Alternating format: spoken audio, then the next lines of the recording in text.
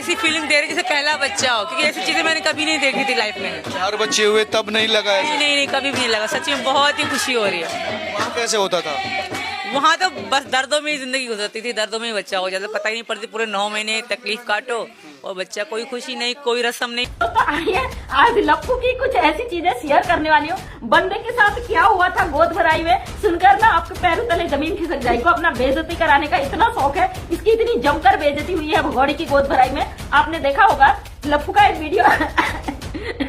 तो जी हाँ दोस्तों, welcome back my YouTube family. उम्मीद करता हूँ कि आप सब बढ़िया होंगे, ठीक होंगे और दुआ करता हूँ कि आप ऐसे ही ठीक रहें, खुश रहें, मुस्कुराते रहें। सो सीमा हैदर की गोद भराई में एपी सिंह और सीमा ने लप्पू को शराब पिलाकर लप्पू की बेइज्जती की है। जी हाँ दोस्तों, आज हमारे मंजू मैम का बड़ा ही धमाकेदार एक वीडियो आया है, जिसमें मंजू मैम ने आज जो इसकी गोद भराई की रस्म मनाई गई है, जिसमें लप्पू को शराब पिलाया गया, फिर उसके बाद उसकी किस तरह से बेइज्जती की गई है, इसका बड़ा खुलासा मंजू मैम ने किया है। दोस्तों मैं आप लोगों को मंजू मैम की यहीं पर पूरी वीडियो क्लिप दिखाऊंगा, लेकिन वीडियो दिखाने से पहले आप सभी से रिक्वेस्ट करना चाहूँगा, प्लीज़ इस वीडियो को ज़रूर लास्ट तक देखिए और जितना हो सके इस वीडियो को ज़्यादा से ज़्यादा शेयर ज़रूर कीजिए। दोस्तों आइए आज लप्पू की कुछ ऐसी चीजें शेयर करने वाली हूँ। बंदे के साथ क्या हुआ था गोद भराई में, सुनकर ना आपके पैरों तले जमीन खिसक जाएगी। आप कहेंगे कि आज मैं हंस रही हूँ। जी हाँ, इसकी आज मुझे जो इसकी बातें पता चली है, तो सबसे पहले तो मैं हंसते हंसते अपने आप को रोक नहीं पाई हूँ। तो आपको दिखाते हैं ये नशेड़ी, आपको पता है ना रबूपुरा में नशेड़ी है, इसको अपना बेइज्जती कराने का इतना शौक है, इसकी इतनी जमकर बेइज्जती हुई है भगोड़ी की गोद भराई में। आपने देखा होगा लप्पू का एक वीडियो। सॉरी, हंसते हंसते थोड़ा ज्यादा हो गया तो मुझे वीडियो रोकनी पड़ी। मतलब लप्पू का एक वीडियो किसी ने मुझे शेयर किया है, जिसमें लप्पू इतनी बुरी तरीके से पागल कुत्ते की तरह नाच रहा है। तो भैया मैं तो बड़ा ताजुब कर गई इस बंदे को। जब भी ऐसा फंक्शन होता है ना, इसके घर में भाई साहब आने वाले हैं, होते हैं, तांडव करना होता है, तमाशा करना होता है, इनको कोई नया कंटेंट के लिए आगे तैयारी करनी होती है, तो लप्पू को पहले से आधा पौवा पिला के सेट कर देते हैं। आप देख सकते हैं लप्पू जब शुरू में इसके घर में भाई साहब आए, इसके मुंह से शब्द नहीं निकल रहे, शब्द बाहर नहीं निकल रहे। हमारे यहाँ उत्तराखंड में कहते हैं जब बच्चा पैदा होता है ना, उसके मुंह से जाला निकालते, जानवर का बच्चा, बकरी का, गाय का मुंह में जाला निकालते कहते, तब वो बोलना सीखता है। ऐसे कहावत है, ऐसे इसके मुंह से जाला नहीं निकलता था। और ये शुरू में जब इसके घर में भाई साहब की माता जी भगोड़ी के यानी मायके वाले, कहती मायके वाले आए हैं, तो लप्पू के मुंह से शब्द नहीं निकल रहा, नौकाला मुंह, बिल्कुल ऐसा लग रहा कि 10 चप्पल मार के इसको काम जब मजबूरी में कराया जा रहा हो। किराए में बैटर को लाते ना काम करने वाले नौकर को दिन भर के लिए, वैसे इसको लाया गया, उसके गले में गमछा डाल दिया गया। पहले तो इसकी बेइज्जती की पहली पूरी तैयारी लोग करते हैं और लप्पू को हर ऐसे फंक्शन में एक कार्टून बना देते हैं। जैसा कि आपने देखा होगा, इसका एक शादी का फंक्शन था, उसमें काला तो है, ये काला कोट पहना के इसकी गजब बेइज्जती की थी। फिर एक और फंक्शन हुआ था बीच में, मैरिज एनिवर्सरी पता नहीं क्या हुआ था, उसमें भी इसको इतना गंदा सूट पहना दिया गया था काला।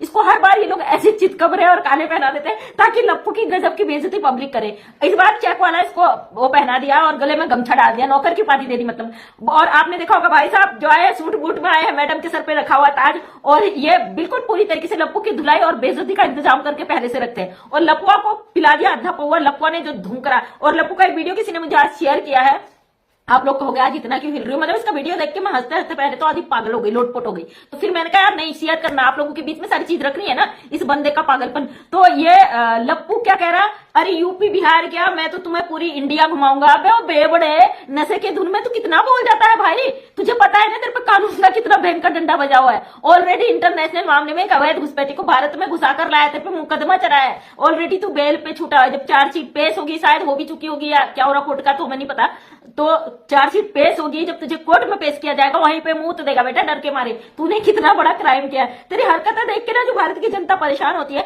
कभी कभी सोचती है इस कार्टून को देख के क्यों परेशान होते भाई, ये बंदे को जाना जेल ही है। ये इतने एक्साइटमेंट में बोल रहा, अरे सीमा को तो पूरा भारत घुमाऊंगा, तेरे बाप का भारत है, तेरे बाप ने इस भगोड़ी को खरीद के लाया है कि भाई तू भारत में घूमेगी। और काले चूहे औकात में रहे अपनी, तेरी औकात ज्यादा बढ़ रही ना, तू कुछ नहीं, किराए का एक कुत्ता है जिसे नौकरी के लिए यहाँ पे लाया गया है एक औरत का अवैध घुसपैठी की गुलामी करने के लिए, ताकि अंदाज के पूरे इसके खानदान को पाले, समझे, इससे ज्यादा तेरी कोई औकात नहीं। ये तो रही लप्पू की बात। अब बात करते हैं आगे की कि भाई हम यहाँ पे बात किसकी करते हैं, हैदर के 4 बच्चों की और हैदर की और इस भगोड़ी की जो अवैध रूप से घुस के आ गई। हमेशा एक ही बात कहती हूँ, लोग कमेंट भी करते हैं कि आप वही बातें रिपीट करते हो। भाई नया नया चीजें नहीं परोस सकते, क्योंकि इंटरनेशनल मामला है और भगोड़ी की धुलाई करना और हमारे देश में जो ये अवैध घुसकर आई उसका विरोध करना हमारा जन्मसिद्ध अधिकार है। और हैदर के 4 मासूम बच्चे, खासकर बेटियां जो यहाँ भारत में है और गलत हाथों में पड़ गई, हम उन बच्चियों के लिए बड़े चिंतित हैं, बड़े परेशान हैं क्योंकि वो बच्चियां बड़ी प्यारी मासूम बच्चियां हैं, पाकिस्तान की हैं, उनका मुल्क पाकिस्तान है। और हैदर का चलो बेटा है वो कोई बात नहीं,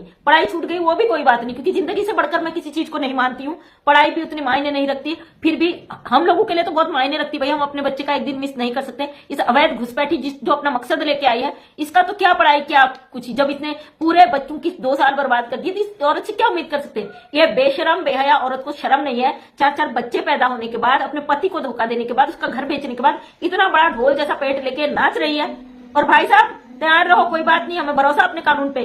कहते हो ना हमें भरोसा है कानून पे, संविधान पे, भारत सरकार पे, और उसी भारत सरकार पे सवालिया निशान खड़े कर दिए। आप जैसे कानून के रक्षक हो गए ना तो देश में क्राइम चरम सीमा पे पहुंच जाएगा। फिर यहाँ पे इंसाफ मांगने कोई नहीं आएगा। इसीलिए तो सोशल मीडिया पे हो रहे हाथ से लोग अपना इंसाफ खुद ही कर दे रहे हैं। पति अगर प्रताड़ित हो बेचारा आत्महत्या कर ले रहा, पत्नी प्रताड़ित है तो वो आत्महत्या कर ले रही। तुम जैसे आपराधिक वकीलों की वजह से, तुम जैसे वकील जब तक दुनिया में है ना, भारत में है, तो कभी अच्छा नहीं हो सकता है।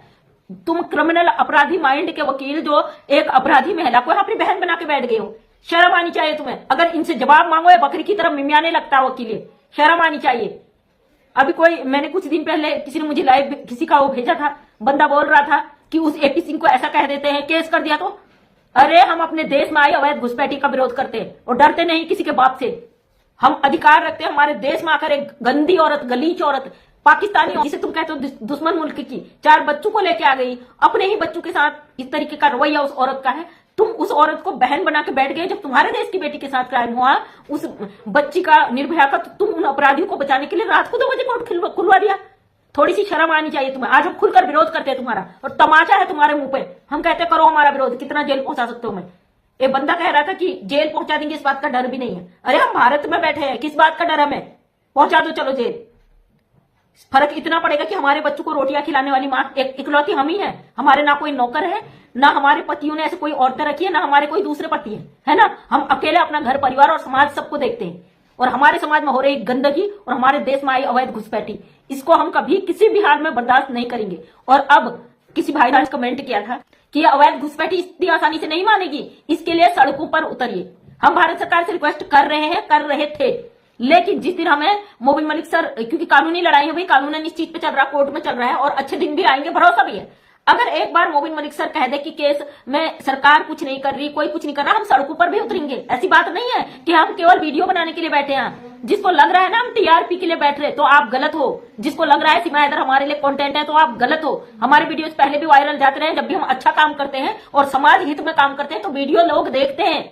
ये तुम लोगों के लिए कंटेंट है, ये नेत्रपाल के परिवार के लिए कंटेंट है, एपी सिंह के लिए कंटेंट है। हम आजाद भारत के नागरिक हैं। मैं उस बाप की बेटी हूं जो सामाजिक हो और राजनीतिक हो, और तमाम जो है हमारे देश के, मेरे परिवार के लोग खुद एक देश सेवा करे हुए लोग हैं। उस देश की हम बेटियां हैं। और हम लोगों से तुम 2% के लोग हमसे जवाब मांगते हो कि हम कंटेंट बना रहे हैं, हम व्यूज कमा रहे हैं। थोड़ी सी शर्म कर लो। औरतों के लिए ना व्यूज कमाना कोई मुश्किल काम नहीं है। मैंने बहुत गंदी गंदी भद्दी भद्दी औरतों को देखा, रात को लाइव में इतनी गंदी लाइव करती हूँ और उनके इसमें हजारों लोग जुड़े होते हैं। औरत के लिए कोई बड़ी बात नहीं होती सोशल मीडिया पे फेमस होना।